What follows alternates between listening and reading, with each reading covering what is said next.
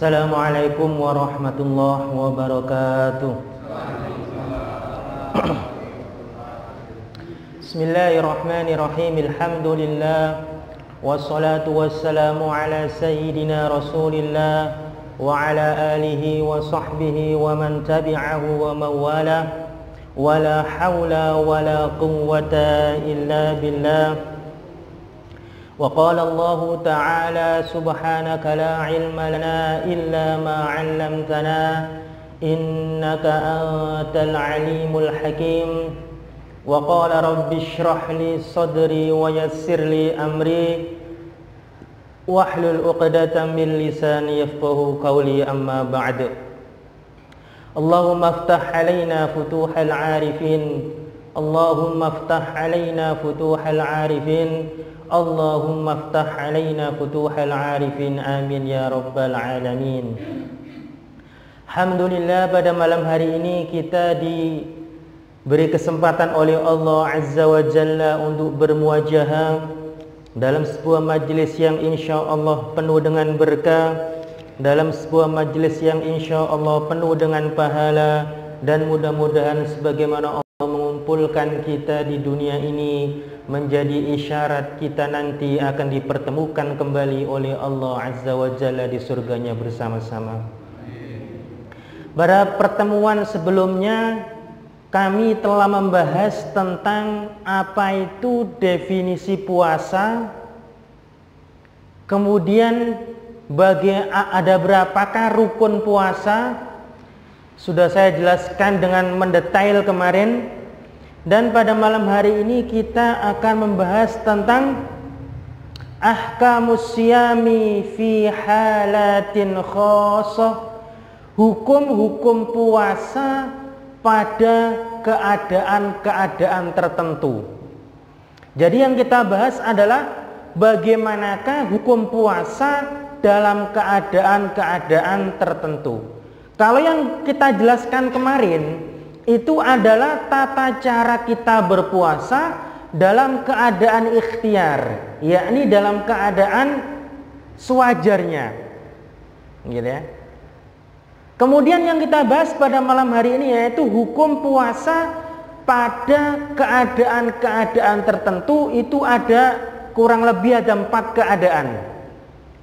Yang pertama adalah yaitu pada keadaan safar, ketika kita bepergian. Dan kedua adalah dalam keadaan marid, kita dirundung penyakit, yakni kita sedang sakit. Dan yang ketiga adalah dalam keadaan al-hamil awil murdi', dalam keadaan hamil atau menyusui.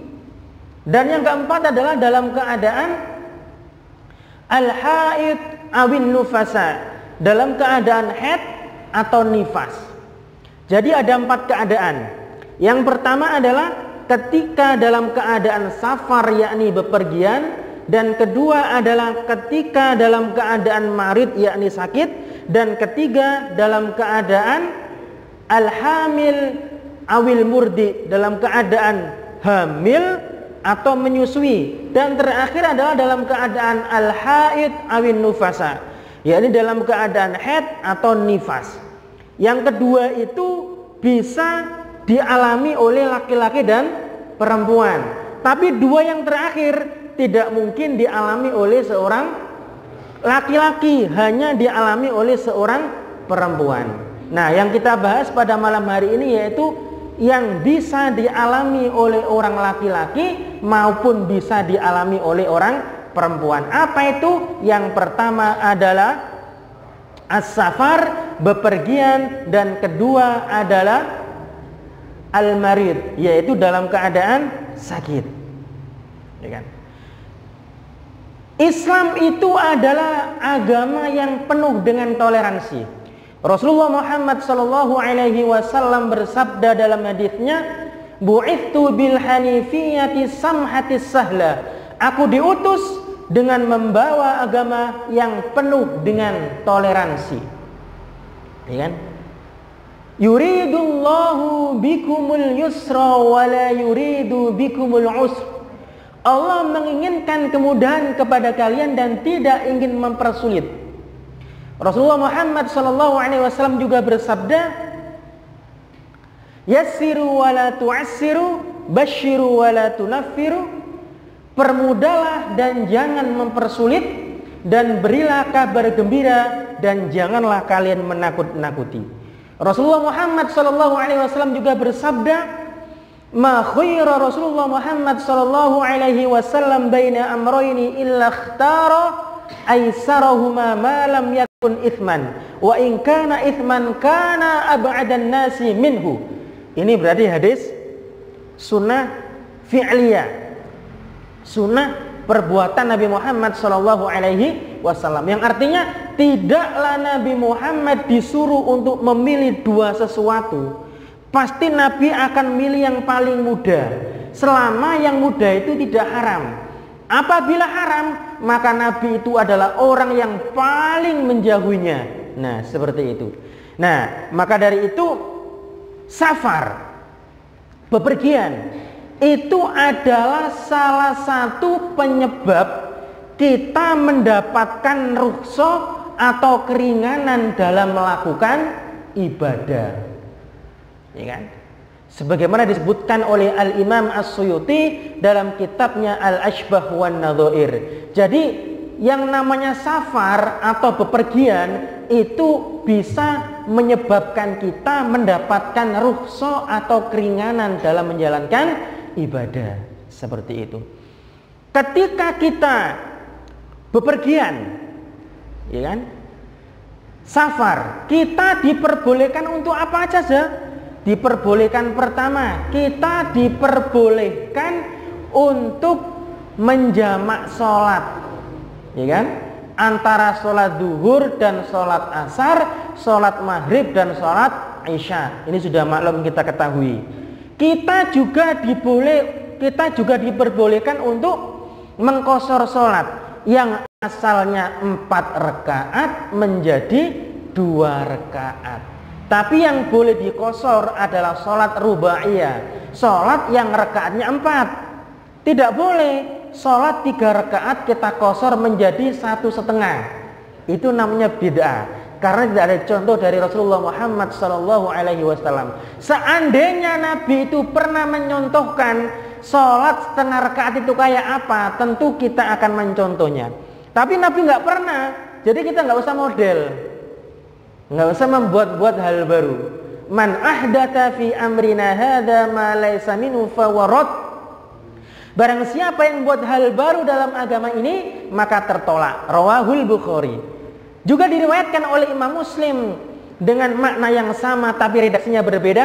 Man amila amalan laisa alaihi amruna fahuwa raddun ay mardudun. Barang siapa yang mengerjakan suatu amalan tapi tidak pernah saya contohkan, maka tertolak. Seperti itu. Nah, maka safar itu rukhsahnya ada apa tadi? Pertama adalah kita boleh menjamak, kita boleh mengqashar, dan ketiga kita boleh berbuka di siang hari pada bulan Ramadan. Dan yang keempat, kita juga boleh mengusap khuf. Khuf itu muza. Nanti saya jelaskan. Seperti itu. Nah, sekarang kita kaitannya dengan puasa. Ketika kita menjalankan safar atau bepergian, boleh nggak kalau kita tidak berpuasa? Ya, jawabannya tentu boleh. Tapi ada syaratnya. Apa itu syaratnya? Safar, masafah itu jarak yang kita tempuh dalam safar bepergian itu minimal adalah marhalatain, 2 marhalah. 2 marhalah itu kalau diukur dengan ukuran sekarang, ulama berbeda pendapat, Bapak Ibu. Kenapa kok beda? Ya iya, karena pada zaman Rasul belum ada ukuran yang paten. Makanya ketika dalam fikih satu sok itu berapa? Pasti berbeda pendapat ulama. Coba pada zaman Rasul udah ada alat untuk pengukur, nah, pasti tidak ada perbedaan. Oh, sahabat meriwayatkan ini, ketika Rasul bepergian itu ketika saya ukur pakai alat ini ternyata sekian kilometer. Tapi dulu kan nggak ada. Jadi dulu itu pakai perkiraan. Nah, para ulama itu mengatakan 2 marhalah itu berapa? Berbeda pendapat. Ada yang mengatakan 70 kilometer, bukan kilogram ya. 70 kilometer, ada yang mengatakan 80, 90, bahkan Abu Hanifah itu ketat sampai 100-an kilometer. Ya kita ambil yang tengah-tengah lah ya. 80 sama 90 kilometer kita sudah diperbolehkan untuk menjalankan apa? Rukhsahnya safar. Apa tadi? Jamak, qashar, kemudian berbuka puasa dan mengusap muza. Nah, seperti itu. Jadi ketika kita bepergian, ya kan, kok sampai 90 kilometer, maka sudah diperbolehkan untuk apa? Menjalankan rukhsahnya safar. Di antaranya boleh untuk berbuka. Dalilnya adalah surat Al-Baqarah ayat ke-184. Faman kana minkum maridun aw ala safarin fa'iddatum min ayyamin ukhra. Apabila kalian dalam keadaan sakit atau dalam keadaan bepergian, maka bolehlah kamu untuk berbuka, tapi fa'iddatun min ayyamin ukhra, harus diganti pada hari-hari berikutnya. Harus diganti, baik laki-laki atau perempuan wajib mengganti puasa. Beda dengan sholat. Kalau sholat seorang perempuan dalam keadaan haid, maka dia itu tidak usah mengqadha'nya. Karena kalau mengqadha' kita ambil angka maksimal. Haid maksimal kan 15 hari. Coba 15 hari disuruh ngodok sholat itu terus kayak apa susahnya. Makanya Sayyidah Aisyah mengatakan kunna nu'maru biqadha'i siyam wala nu'maru biqadha'i sholat. Kami perempuan disuruh untuk mengganti puasa tapi tidak disuruh untuk mengganti sholat. Karena susah kalau disuruh untuk mengganti sholat.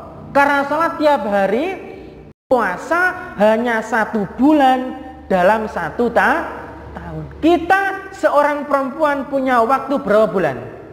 11 bulan untuk mengqadha' atau mengganti puasa yang dia tinggalkan. Gitu ya. Nah, dengan demikian berbuka puasa bagi orang musafir itu diperbolehkan dengan syarat safarnya, jaraknya sudah sampai 2 marhalah, sekitar 80 sampai 90 km itu diperbolehkan. Dan ini pendapat jumhur ulama, gitu ya. Hanya saja pendapat Abu Hanifah itu mengatakan kita dimakruhkan untuk berbuka puasa, menjamak sholat atau mengqashar sholat kecuali kita telah bepergian sampai 3 marhalah. Tapi ini pendapat yang Abu Hanifah. Jumhur, kebanyakan mayoritas ulama mengatakan tidak sampai 3 marhalah. 2 marhalah pun jadi untuk apa? Untuk menjamak sholat, mengqashar sholat dan berbuka puasa. Sekaligus kita diperbolehkan untuk mengusap muza. Muza itu begini Bapak Ibu. Muza itu khuf. Di Indonesia itu orang jarang pakai muza. Muza itu kayak apa ya? Kayak sepatu. Tapi syaratnya itu harus di atas mata kaki. Dan tidak boleh tembus air. Muza itu syaratnya boleh kita gunakan kemana-mana. Kalau kita gunakan lari, tidak sampai lepas. Itu muza. Dan ini biasanya dipakai oleh orang-orang yang tinggal di iklim yang dingin, seperti di Mesir. Di Mesir itu kalau musim panas luar biasa. Mahasiswa Indonesia banyak yang mimisan gara-gara nggak kuat panasnya Mesir. Tapi kalau dalam keadaan musim dingin juga luar biasa. Dinginnya pol, ekstrim. Kalau di Indonesia kan bukan ekstrim, tapi es krim.